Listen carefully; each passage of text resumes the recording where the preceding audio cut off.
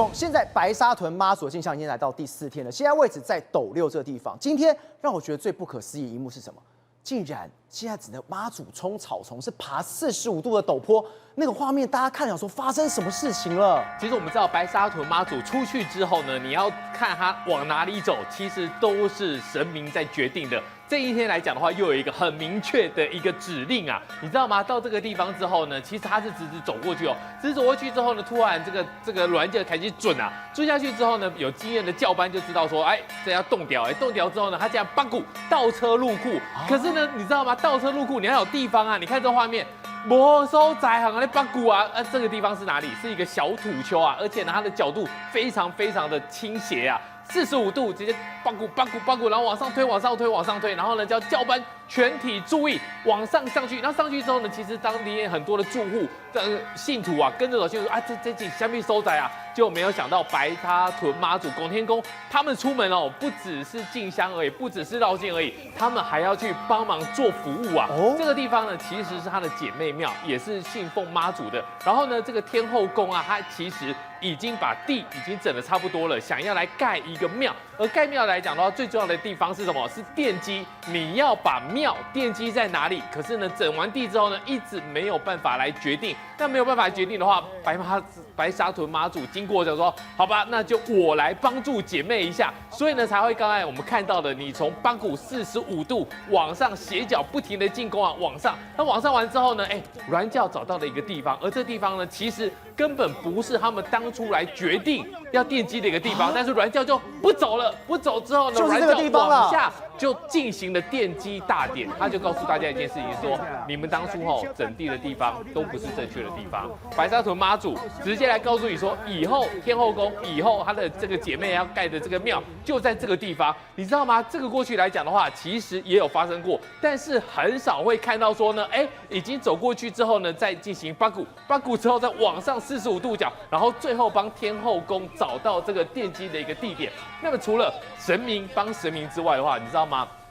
沿途过去你会看到很多很感人的一个故事。对，那么今天走过来之后呢，其实有看到一对母女。这对母女呢，这个妈妈呢抱着这个小朋友，那小朋友的已经3岁了。那这个3岁的一个小女儿呢，其实他们在这个路边就只想干嘛？只想被愣丢卡而已。可是呢，白沙屯妈祖呢，过去之后呢，也是特别的感受到一件事情妈祖是不是感念到，然后呢就用这个轿呢，然后就轻碰这个小朋友。那这小朋友呢发生了什么事情？其实呢，他过去以来的话，5岁的这个女儿呢，因为全面性的发展迟缓，到现在来讲都还不太会讲话，所以呢妈妈就特别来希望能认给他，然后呢没有想到妈祖特地的用銮轿来碰触他，好像是一个母亲，然后呢张开的手臂来环抱他。那么这只是希望说呢，可以让他可以好好的一个发育，可以让他可以开口讲话。对。那不管他以后未来的发展怎么样，你不觉得这就是一个抚慰人心，就是一个大爱吗？我们的妈祖，然后呢看到了这个受苦的百姓，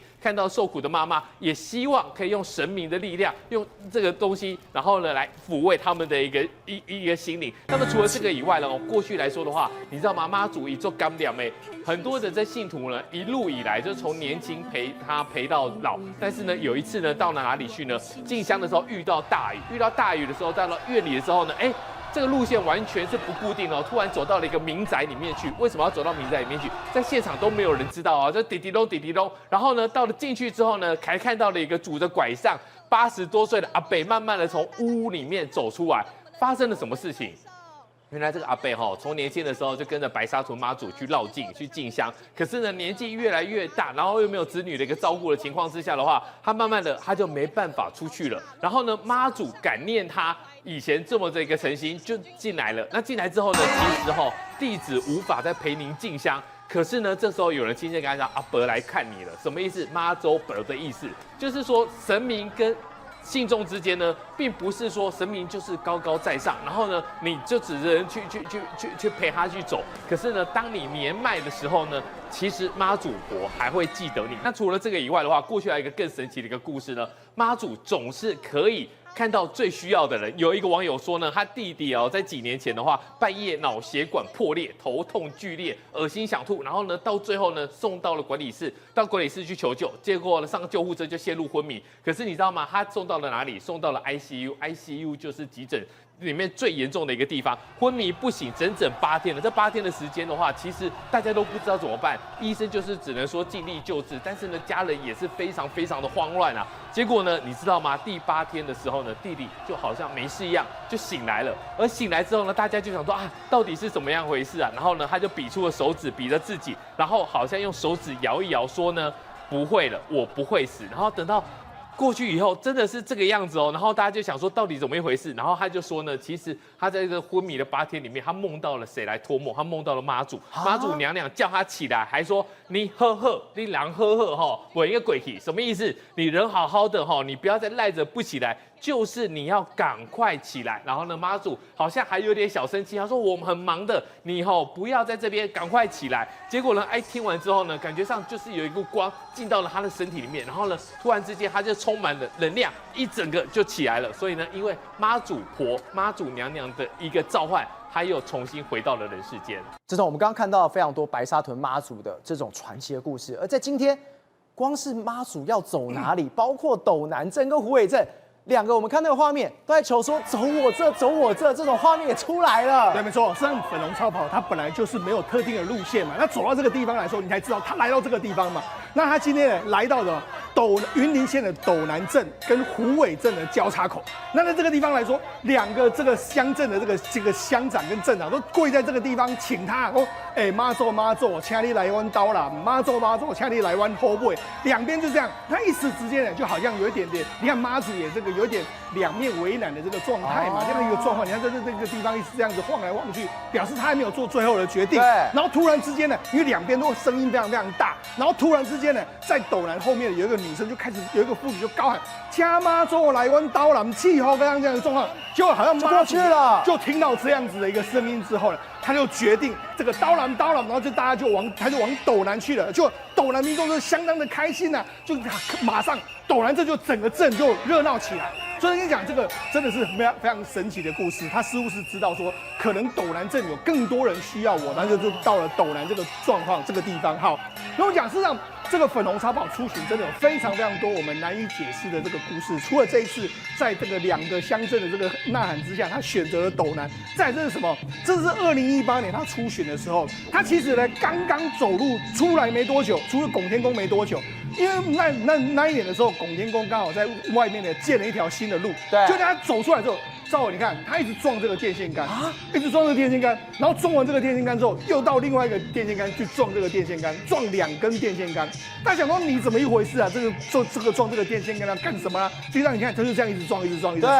就后来呢，就有人就说啊，这妈祖的艺术是什么呢？妈祖艺术就讲了，这2支电火条可能有问题啦。然后希望刷造，我怎么希望把它移走？因为他们这一年刚盖的这条路是新的，你看路面都是新盖新铺的。那主要就是因为它这2根电线杆刚好它转弯处。那我们知道转弯处的时候，有时候如果你失控撞到这个电线杆的话，可能呢你可能会这个有不好的这个交通会出意外。再加上这2个电线杆似乎施工的状况不是很好，它的这个路基都外露。好，路基外露的时候，结果没想到。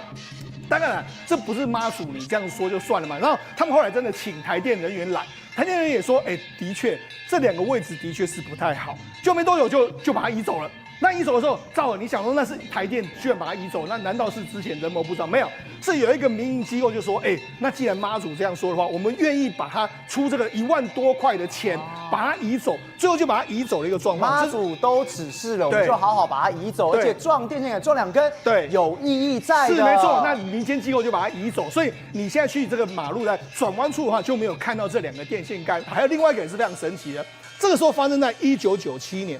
1997年的时候，为什么？因为他白沙屯妈祖突然来到清水这个地方，来到清水一个黄姓的这个家人。那黄姓家人说，当时追随他有1500个信徒在那个地方，不像那时候不像现在哇30几万。就那时候他来到这个黄姓家人，这个就说他停在这个地方，就停在这个地方的时候，就因为1500个人要吃饭嘛。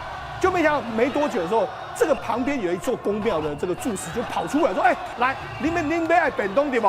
您是不是来1500人？”然后你怎么知道我们需要1500个便当？说我一定准备好啊，哪有这么凑巧的事情？然后这个很多这个他们的信徒就说：“你哪在我那边来起来所在？”他就说，然后这个住持就说：“几个月前的时候，有一个老婆婆，这个老婆就走到我们这个庙里面，就说啊，我要娶这个公主，啊，娶公这个所谓主委就跟他说，这个所谓老婆就跟他说，我跟你讲哦，今年在白沙屯的妈祖哦，也来恁这个所在。啊，这个住持听也不太相信，那有可能无人知也来什么所在？你讲这边从哪里？他说你准备1500的便当就对啊，因到时就来家，和你这个你给准备啊，就吃好家信徒吃呢。然后这个住持听了就觉得有可能吗？就后来他就决定说，好了，我也不要说真的不可能。对，他就跑到这个拱天宫去。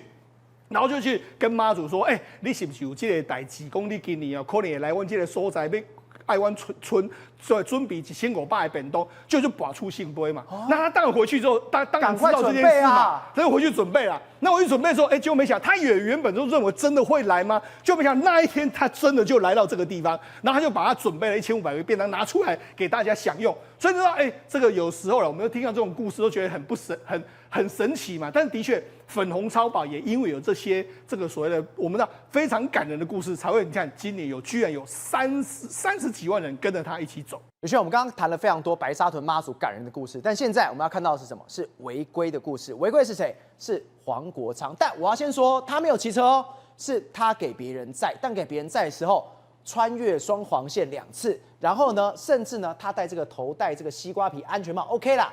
但是呢，他跨越双黄线逆向行驶，更不等绿灯亮起，就直接闯红灯而过。那照我问一个问题哦，那黄国昌那边对记者大小声匹配给我就问一个很简单的问题嘛：哪一个民意代表违规的时候是自己开车的？啊，每一个民意代表还不是有驾驶开，对不对？违停的违停，违规的违规，超速的超速，最后算谁的账？算政治人物的账啊！对，哪有人这边怪驾驶的啊？你作为一个我们讲卡提诺法学博士，你坐在他的后座，他要往左边去，开始要跨那个双黄线，你别给他动起来，兄弟，慢，唔通，行架边遐有位，我弄架边，对吧？那明明右边就有路可以走啊，那为什么他们一定要往左边走嘞？对不对？他先跨双黄线，然后再逆向，然后呢，最后面还闯红灯，一次我们讲3个愿望一次满足。对了，那你这边给我记者大小声什么？他说不是我骑的，你哪一只眼睛看到我骑的？屁股是不是你的嘛？对不对？坐在机车上的屁股是不是你的嘛？你就眼睁睁看着他违规嘛，对不对？这第一件事情。再第二件事情，黄国昌你来干嘛？很奇怪黄国昌跑来白沙屯干嘛？你说宇轩啊，政治人物都嘛可以来？不对，政治人物都可以来，只有黄国昌这一咖不能。你不要说我针对他啊？为什么？因为黄国昌以前他在时代力量的时候，他讲过一句话，他以自己作为一个，他说，作为一个立法委员，本应专业问政监督，对于那些黑道，对于那些组织庄脚经营地方的，他就被嗤之以鼻，他根本不屑这些东西嘛。他以前不跑地方的，你知道吗？你知道为什么他后来就没有人讲了吗？因为后来是不分区，他没地方可以跑。对，他当时戏子就是这样，差点被罢免掉啊。所以黄国昌以前他就很喜欢去嘲讽这些地方型立委啦，笑人家是土包子啦、没读书啦、问政不专业啦、只会弄地方啦。那我很好奇了，对不对？那以前这样子的一个黄国昌，现在怎么会想要跑来蹭白沙屯？而且我跟你讲，这家伙做的够彻底哦，他不是一般来蹭而已哦。你知道他怎么蹭法吗？左青龙右白虎。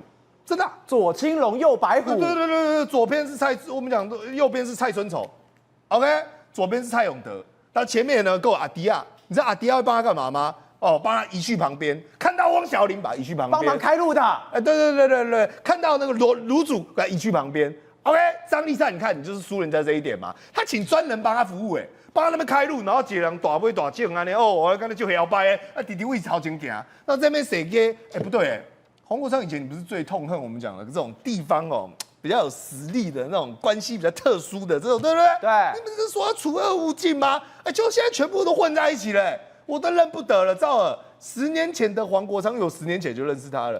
我跟你讲，他如果看到10年后的他会对着他写一篇文章破口大骂，这很奇怪。那我跟你讲，他做他这个事情有道理，你知道为什么吗？为什么？他在设定 TA， 黄国昌的 TA 改变了。以前他的 TA 是什么？太阳花嘛，绝亲嘛。对不对？以前这种我们讲的年轻人嘛，民进党嘛，那黄国昌现在的 TA 是谁？还要变了吗？国民党啊，他在挖国民党的票嘛，趁你病要你病，他为什么要去来这些民俗的地方？为什么要去跟这些地方的势力挖庄脚？对嘛？他在跟他们结合，你懂吗？因为最新的我们讲的民调显示出来一个很大的结果嘛，国民党在这一次舆论战上已经被他敲了一把了。OK， 国民党的满意度我们讲的没增加多少，就民众党超过30%了。那香港地方这边他再给他投靠一把，会反客为主到时候王国昌变大尾对不对？那你想想看，他说当然要去做这件事情啊。但离谱的事情，你知道是在哪里吗？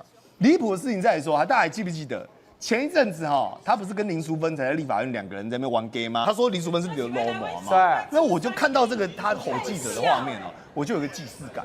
坦白讲，我也没觉得那个记者问错，我甚至觉得大家根本不用帮他澄清说他有没有骑，关我叉事啊。重点是你就不应该坐在后座看着他违规嘛，而且说他现在这个画面去质疑这个所谓的记者，对他对他咆哮啊，我谁骑车？谁说我骑车？他对人家鬼吼鬼叫嘛。那我心想说，你不是前一阵子才这边装着斯文有礼，说讲话不要这么流氓。正好那时候他轻声细语对，你要瞎我还以为他要去做广播节目主持人呢，好温柔那我想说，你少来这一套，你以为大家都忘记了吗？当时柯建铭站在你后面，你转过头来，你对人家干嘛？喷口水，消防队说你为什么要插队？你为什么要插队？对不对？就把人家喷得满脸都是。所以我跟你讲啦，你插无正你安那摆嘛无效啦。你王国昌，你别讲插无正，规支拢倒伫头家，互人打啦。宏观取材，厘清真相，犀利精准，深入剖析，时刻掌握关键，新闻时事不漏接。老时段，新气象，我是钟浩和，关键时刻2.0全新出击。